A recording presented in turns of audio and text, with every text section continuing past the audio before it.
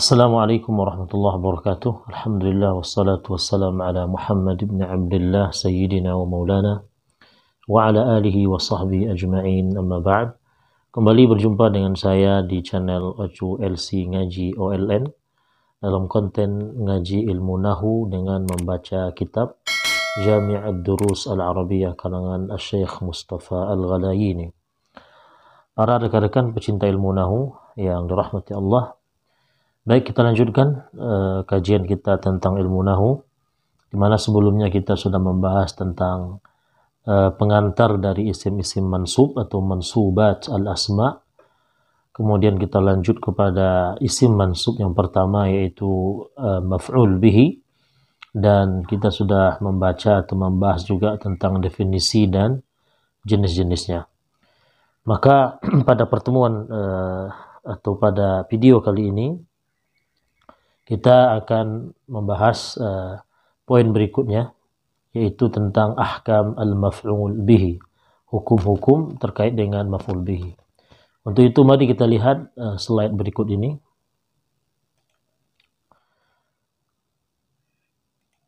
Baik, pada slide ini kita melihat halaman berikutnya ya, setelah kita membahas tentang jenis-jenis maf'ul bihi.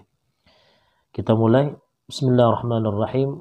Qala al-musannifu rahimahullah wa nafa'ana bihi wa bi'ulumi fid dharain. Amin. Poin yang kedua terkait dengan pembahasan maf'ul bihi adalah ahkamul maf'uli bihi, hukum-hukum tentang maf'ul bihi. Ya. Lil maf'uli bihi arba'atu ahkam. Maf'ul bihi memiliki 4 hukum.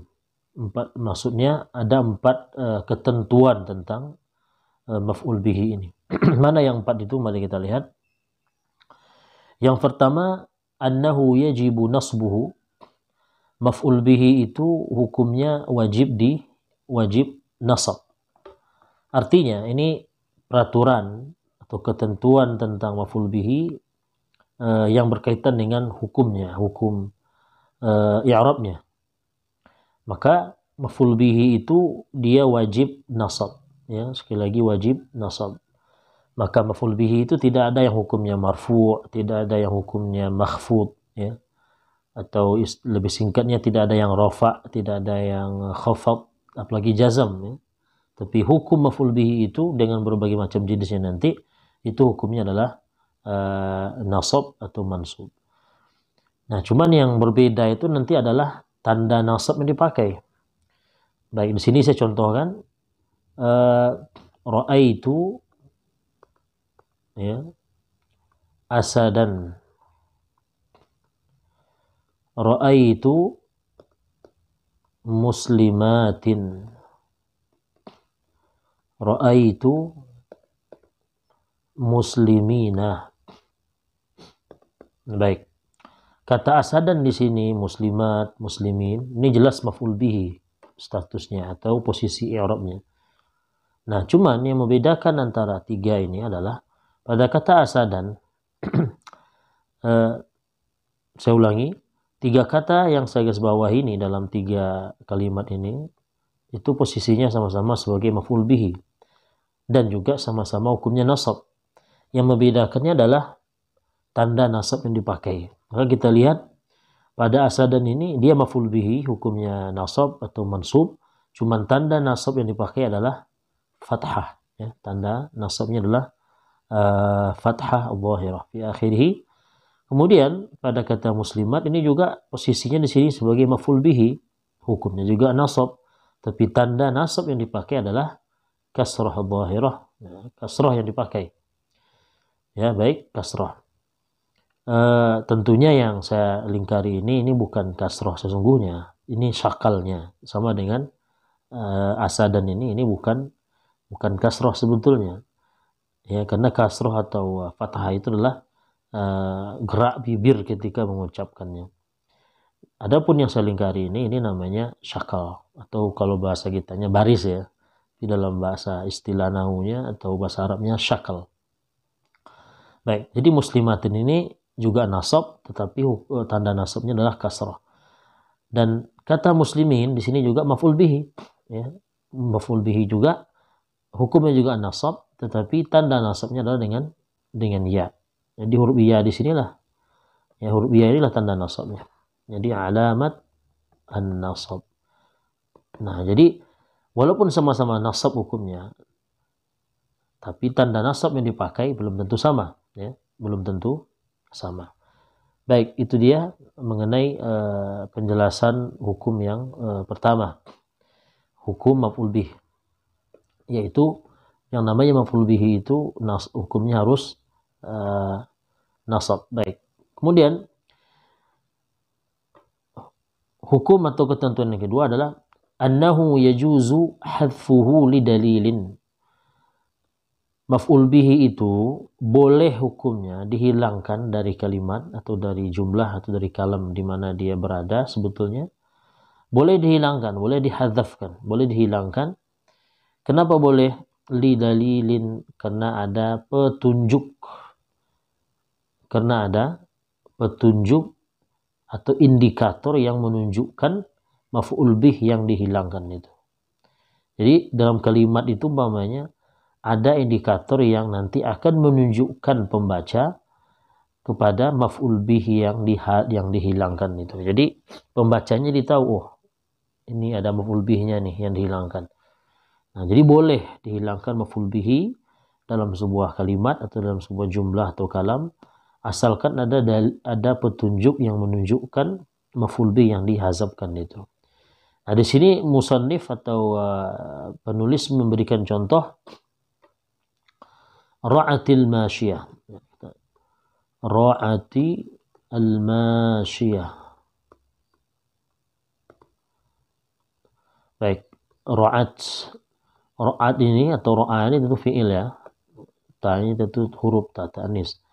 Nah, al-masyiyah ini tentu sebagai fa'il. Nah, di sini sebetulnya ada maf'ul bih yang dihilangkan. Ya, ada maf'ul bih yang dihilangkan. Apakah ya? Apa maf'ul bih yang dihilangkan? Yaitu al-usba. Al-usba.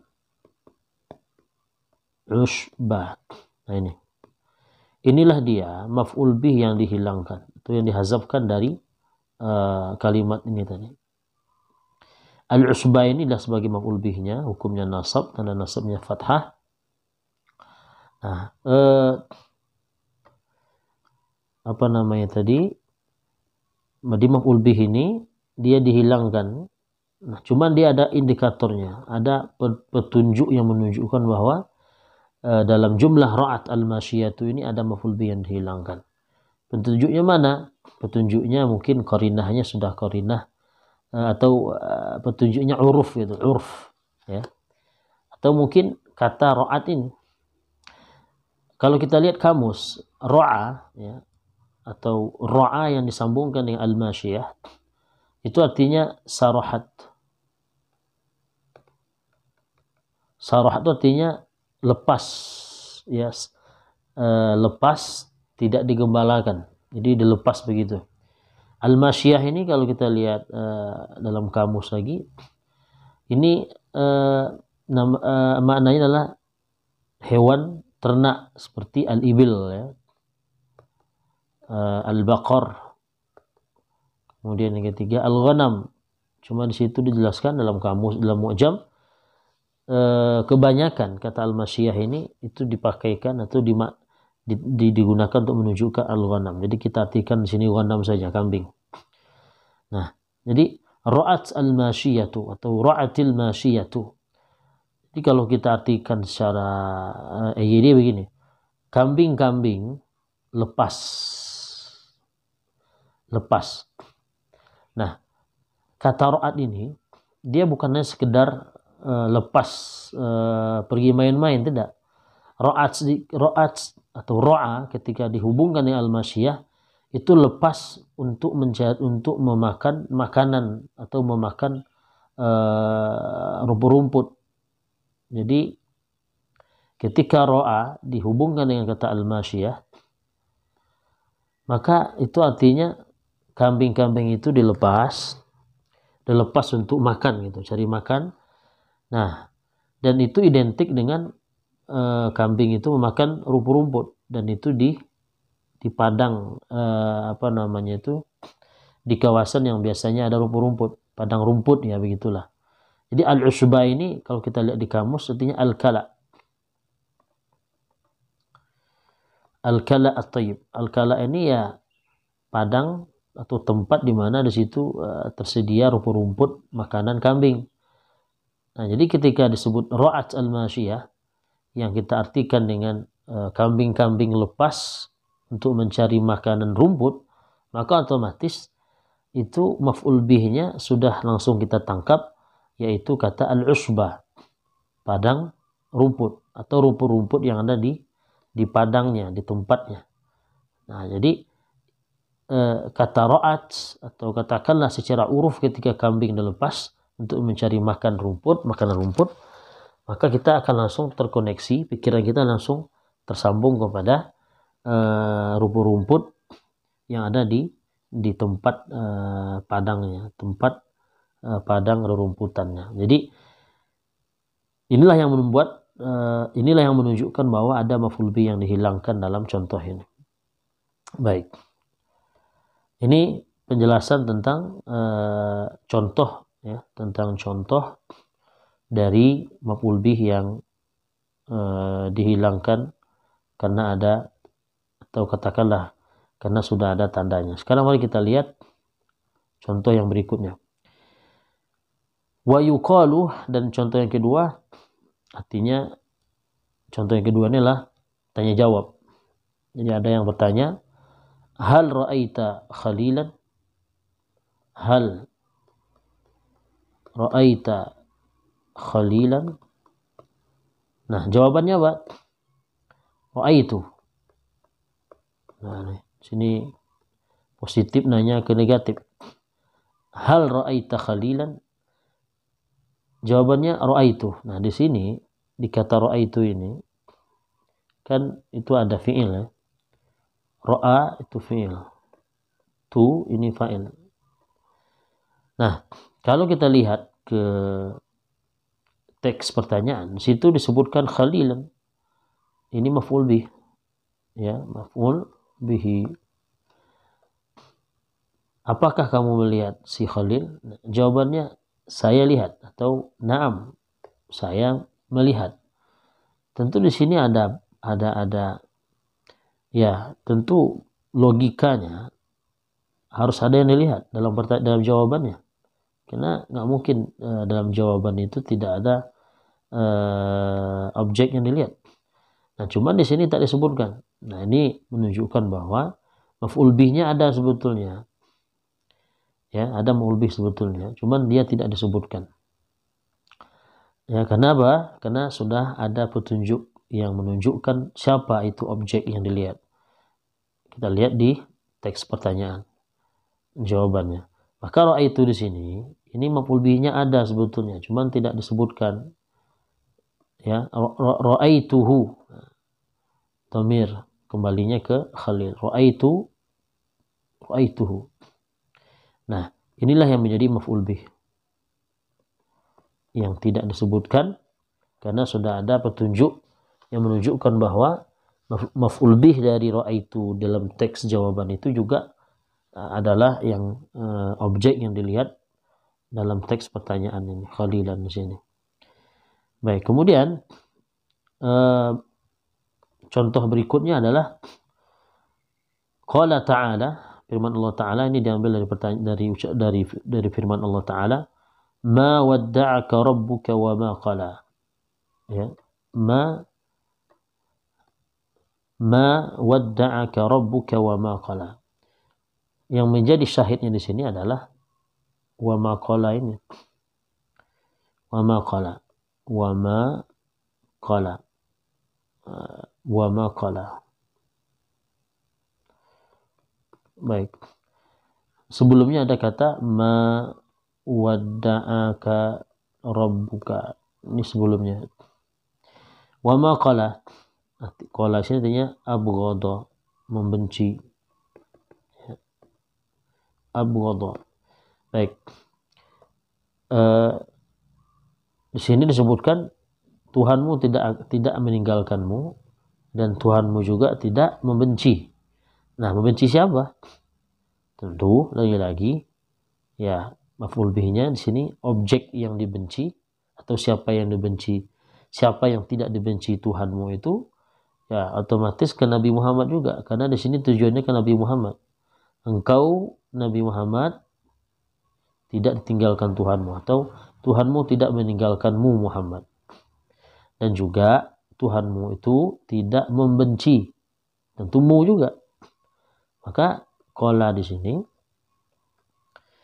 fi'il dengan fa'il ya. Di situ ada gabungan fi'il dengan fa'ilnya. Maka di sini juga ada maf'ul bihnya. Kalau kita bunyikan lagi wa ma qalaka. Nah, qalaka di sini adalah maf'ul bihnya. Cuman tidak disebutkan, tidak diucapkan, alias dihadzafkan, karena sudah tahu kita secara siyak, secara konteks kalimatnya yang tidak dibenci Tuhan itu juga Nabi Muhammad. Nah, itu petunjuknya. Karena nggak mungkin dalam konteks ini ya, ayat ini turun kepada Nabi Muhammad, terus tidak logis rasanya yang tidak dibenci itu selain Nabi Muhammad.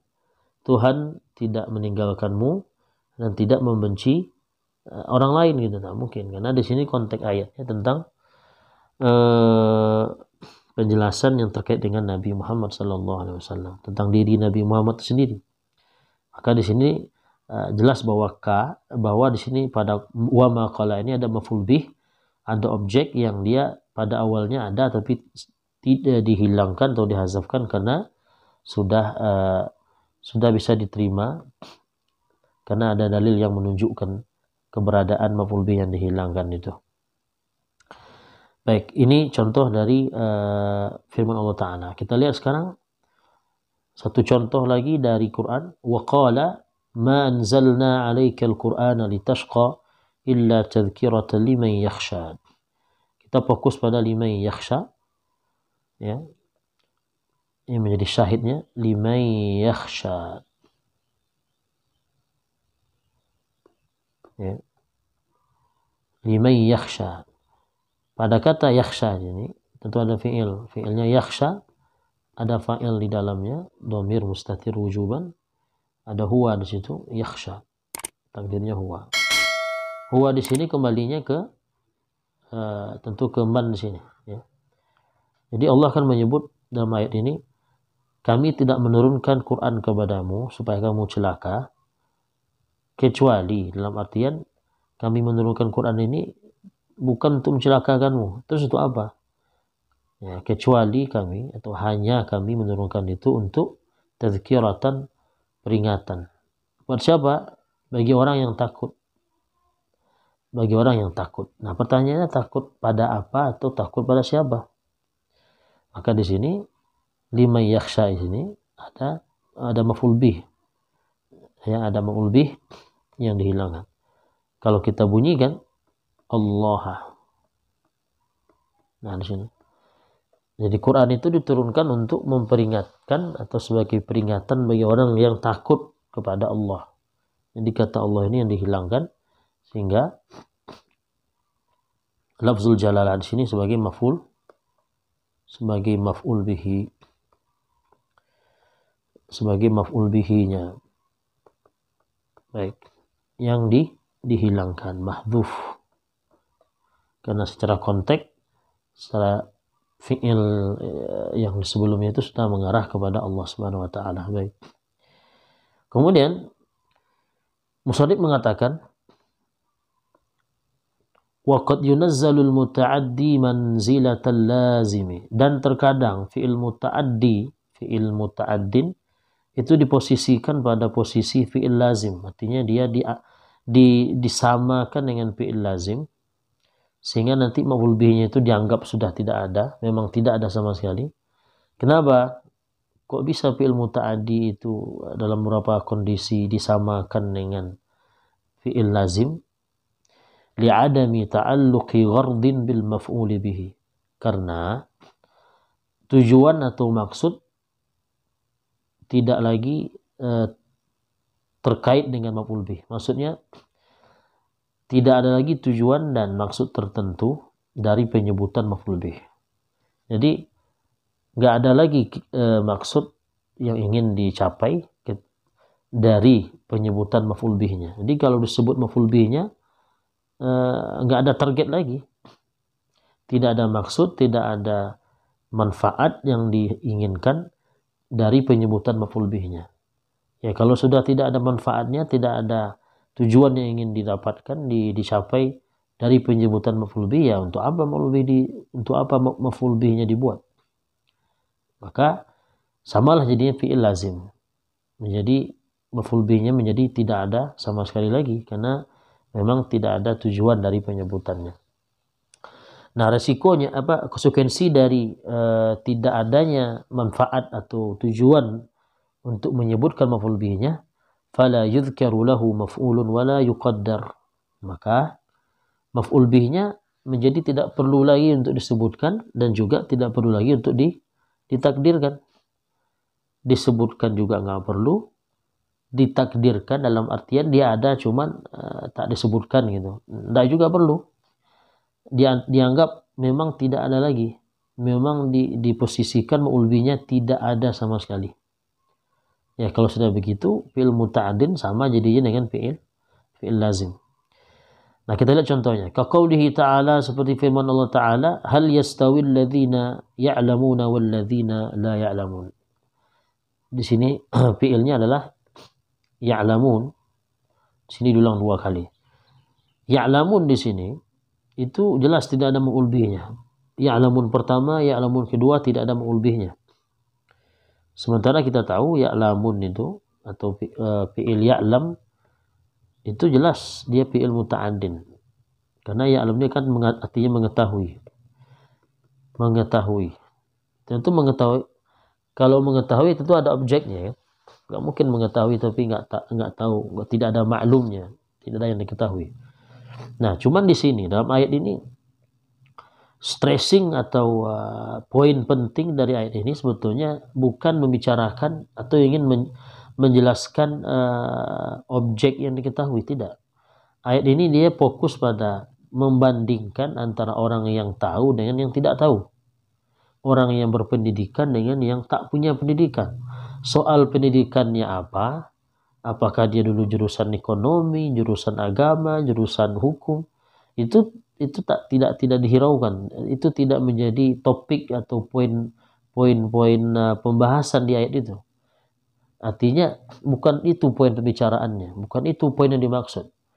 Yang ingin disampaikan adalah orang tahu dengan yang tak tahu, orang ngerti dengan orang yang tak ngerti, orang yang paham dengan yang tak paham, orang yang berpendidikan dengan yang tak berpendidikan, orang yang sekolah dengan tak sekolah. Apakah sama? Nah itu. Jadi soal nanti sekolahnya apa, soal dia kuliah jurusan apa, soal dia yang dia pahami apa, itu soal nomor 3. Yang jelas sama nggak antara orang yang berpendidikan dengan yang tak berpendidikan, sama nggak dengan orang yang tahu dengan orang yang bodoh. Nah itu dia. Jadi untuk apa tidak ada gunanya penyebutan maf'ul bih di sini? Ya, tidak ada manfaat disebutkan maf'ul bih dalam konteks ayat ini, sehingga ya'lamu di sini maf'ul bihnya dianggap tidak ada sama sekali. Bukan ada tapi tidak dibaca, tidak. Memang dia diposisikan maf'ul bihnya tidak ada sama sekali, sehingga samalah dia dengan fi'il lazim. Baik. Kemudian kata musannif rahimahullah, wa ma nasaba maf'ulaini min af'alil qulubi jaza fihi hadfu maf'ulaihi ma'an wa hadfu ahadihima li dalil. Dan fi'il dari, maksudnya kita langsung aja sebutkan, dan fi'il qulub atau af'alul qulub yang menasabkan 2 maf'ul itu boleh kedua maf'ulnya dihilangkan secara bersamaan, boleh juga dihilangkan salah satunya saja, dihilangkan satu dari 2 maf'ul bihnya. Tapi ya lagi-lagi li dalilin, harus ada petunjuk yang menunjukkan keberadaan maf'ul bih yang dihilangkan itu. Saya ulangi, wa ma nasaba maf'ulaini min af'alil qulub, dan fi'il qulub atau fi'il yang masuk kategori af'alul qulub yang menasabkan dua maf'ul bih itu, boleh kedua maf'ul bihnya itu dihilangkan bersamaan atau satu saja, dengan syarat ya sudah ada petunjuk yang menunjukkan keberadaan maf'ul bihnya yang dihilangkan. Jadi hukumnya jaza, ya, nggak wajib gitu. Jadi tidak wajib dan tidak terlarang untuk menghilangkan itu. Nah, di sini poinnya adalah af'al al-qulub, ya. Af'al al-qulub ini dia termasuk jenis fi'il muta'addin. Seperti kita tahu, fi'il itu ada fi'il kalau dilihat dari sisi kebutuhannya terhadap maf'ul bih ada dua, fi'il lazim dengan fi'il muta'addin. Nah, fi'il muta'addin ini banyak jenisnya. Ada fi'il muta'addin yang dia butuh kepada satu maf'ul bih saja, ada yang dua, ada yang tiga. Nah, maf'ul bih yang butuh dua maf'ul bih itu diantaranya adalah af'alul qulub ini. Af'al al-qulub. Nanti dibagi lagi, ada af'al qulub ini yang dia tufidul yaqin, ada tufidul dhann. Yang jelas af'alul qulub ini artinya fi'il-fi'il yang maknanya itu berkaitan dengan ya kalau bahasa sederhananya gerak hati atau perbuatan hati, ya. Contohnya kita contohkan sini alima yang artinya meyakini. Yakin itu kan perbuatan hati. Atau dhanna, ya. Dhanna itu kan menduga, mengira. Itu lagi-lagi perbuatan hati. Nah, itu contoh dari af'alul qulub. Nah, jadi af'alul qulub yang dia membutuhkan dua maf'ul bih itu boleh dihilangkan kedua maf'ul bihnya secara bersamaan atau satu saja, asal ada petunjuk yang menunjukkan keberadaan maf'ul bih yang dihilangkannya. Nah, di sini musannif atau katakanlah Syekh Mustafa Al-Ghalayini menjelaskan contohnya, ya, mencontohkan maf'ul bih yang dihilangkan, mencontohkan fi'il qulub yang maf'ul bihnya dihilangkan. Maka kata beliau, famin hadfi ahadihima qawlu antarata. Di antara contoh fi'il qulub yang salah satu dari dua maf'ul bihnya dihilangkan adalah ucapan seorang penyair yang bernama Antara. Kata Antara, walaqad nazalti fala tadhunni ghairahu minni bimanzilatil muhabbil mukrami. Nah, kita poinnya di sini. Ini fi'ilnya ghairahu.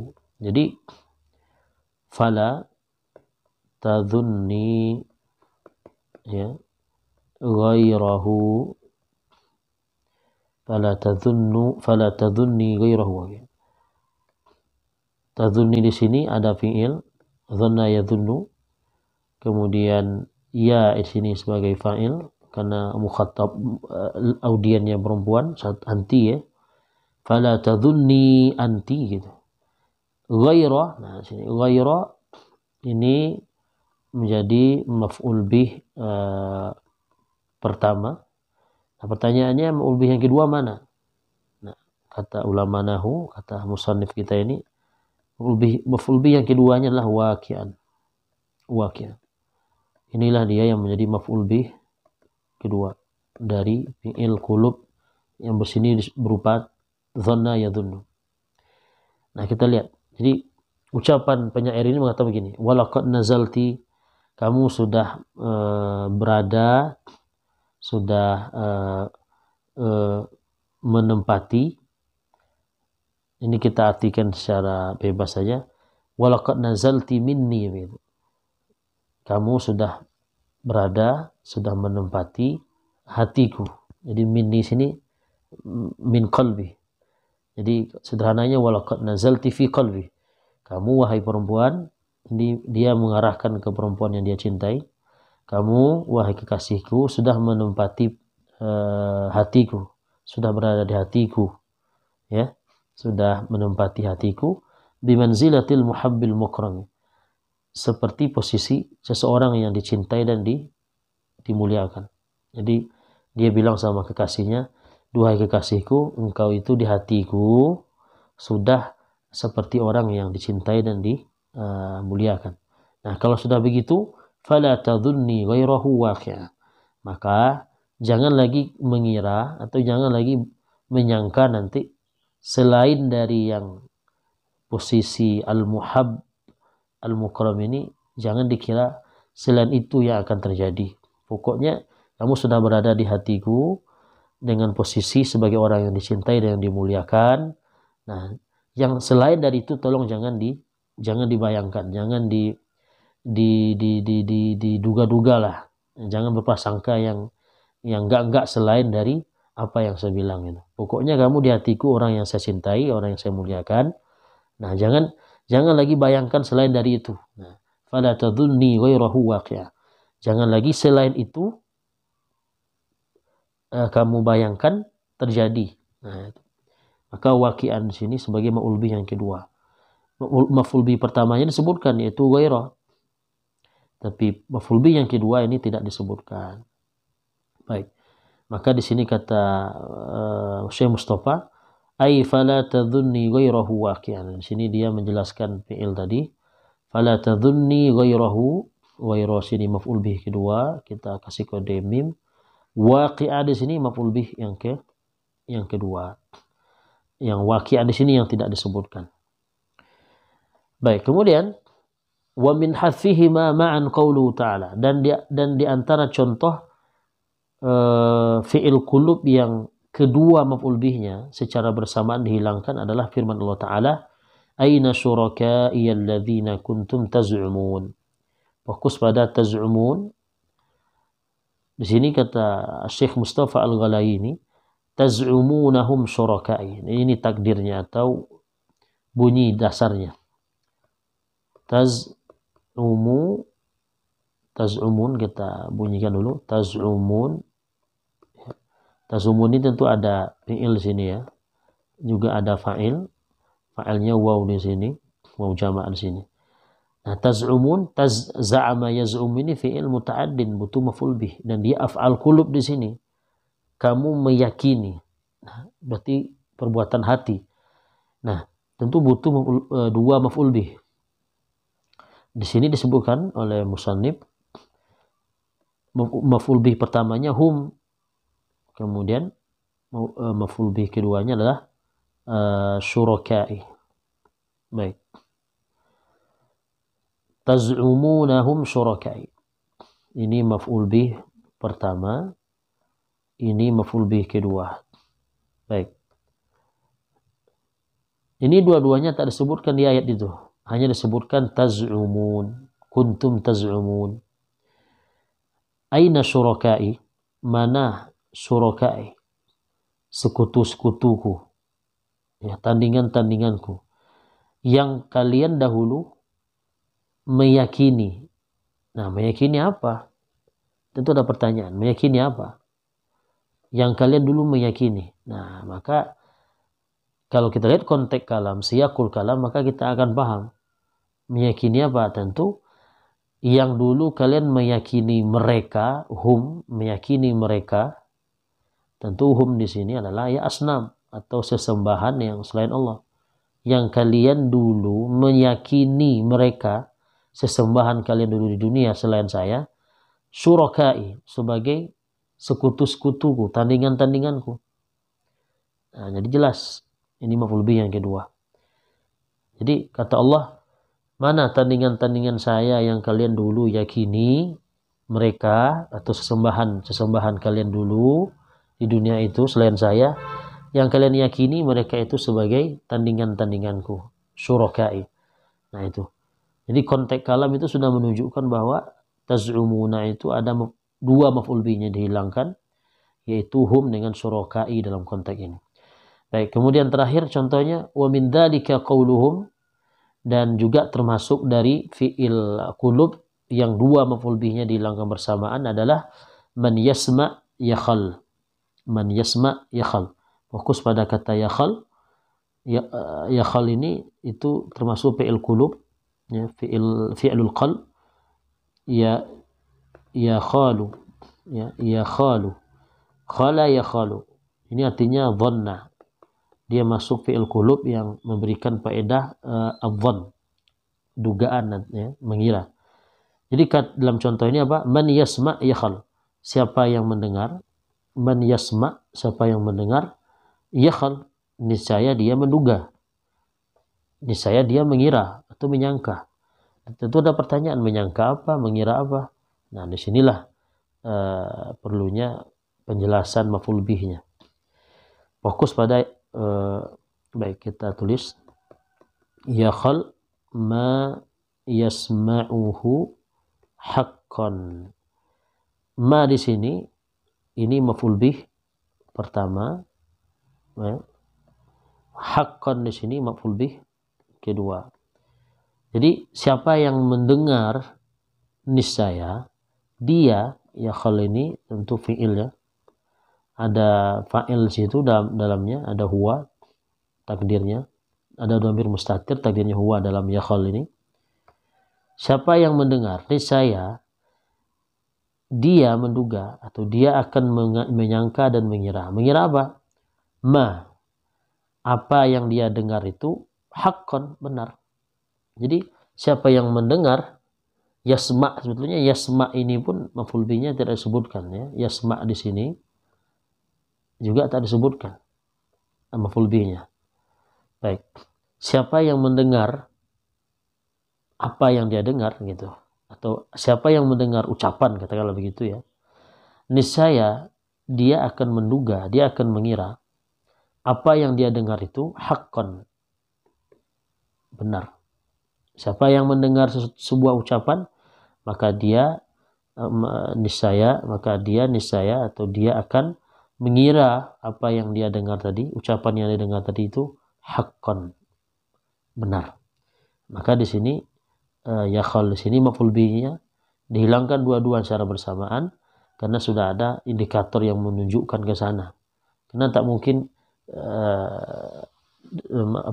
kalimat ini hanya mengatakan siapa yang mendengar niscaya dia mengira tanpa ada objeknya sama sekali dari fi'ilnya. Baik, di sini musannif menjelaskan waqad taqaddama fil juz'il awwali min hadzal kitab mazidu idahin li hadzal bahthi fil kalami ala af'alil qulub farji' ilaih. Artinya pembahasan rinci tentang af'al al-qulub itu sudah disebutkan, kata dia, di kitab ini sebelumnya, maka kalau mau lebih tahu lebih rinci silakan rujuk ke sana. Baik rekan-rekan sekalian, karena dibatasi waktu juga, maka insyaallah kita akan sambung ketentuan atau hukum dari maf'ul bih yang ketiga dan yang keempat. Terima kasih atas perhatiannya. Ashkurukum syukran jazilan. Assalamualaikum warahmatullahi wabarakatuh.